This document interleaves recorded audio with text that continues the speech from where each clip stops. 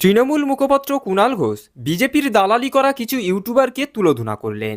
এই বিজেপির দালাল ইউটিউবাররা বিজেপির টাকা খেয়ে দিনরাত বিজেপির দালালি করেছে এবং তৃণমূল পার্টির নামে মিথ্যা খবর ছড়িয়েছে।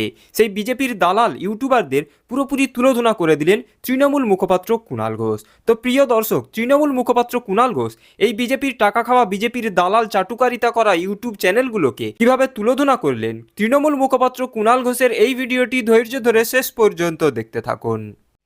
আমি লক্ষ্য করেছি এই গোটা ভোটের আগের পর্বে কিছু পোর্টাল, কিছু ইউটিউব কি ধরনের ব্যক্তিগত আক্রমণের ভূমিকা পালন করেছেন।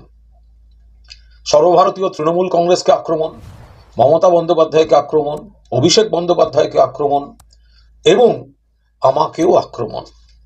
যা পেরেছে বলেছে, যা নয় তাই বলেছে। এবং আমি মিডিয়া এবং সোশ্যাল মিডিয়ার প্রতি পূর্ণ আস্থা জানিয়েও বলছি, এই কয়েকজন ইউটিউবার বা এই কয়েকটি পোর্টালের জন্য সোশ্যাল মিডিয়ায় যারা পারফর্ম করেন, একটা বিকল্প স্রোত হিসেবে আসছে, তাদের ক্রেডিবিলিটি কোয়েশ্চেনেবল হয়ে যাচ্ছে। দেখুন, এই ভোটের প্রথম থেকে বলে এসেছি যে বিজেপি একটা ধাক্কা আসছে তার কেন্দ্রে। পাশাপাশি আমরা কি বলেছি, বাংলায় বিপুল জয় হবে তৃণমূল কংগ্রেসের।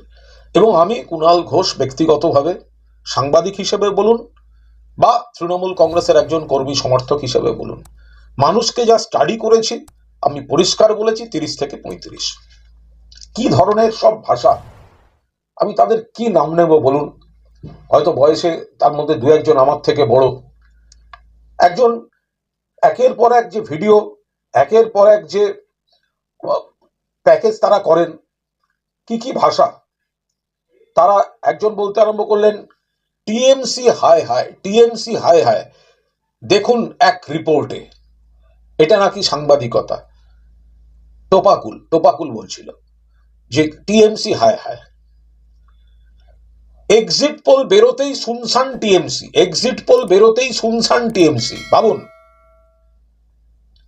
আমি বলেছিলাম মোদি ধাক্কা খাবেন, তার উত্তর এলো কুণাল চাষার কত আশা, কুণাল চাষার কত আশা, বলছে টোপাকুল। পিসি ভাইপোর ঘুম হারাম, কে বলছে? টোপাকুল। এরা কি ভাবে যে এদের এই জোকারি দেখে কিছু লাইক হয় বলে মানুষকে এরা প্রভাবিত করছে, নাকি মানুষের মনের কথা বলতে পারছে? সন্ময় বাবু সারা জীবন আনন্দবাজারে কাজ করেছেন, কিন্তু আনন্দবাজার কর্তৃপক্ষ তাকে সাংবাদিকতা করতে দেননি, কারণ তিনি সাংবাদিকতার অনুপযুক্ত বলে দেননি। নইলে কাউকে মিডিয়া হাউসে কাজ করে সাংবাদিকতার কাজ করতে দেওয়া হয়নি। হাতে খেলনা পেয়ে গেছেন, ফোন পেয়ে গেছেন।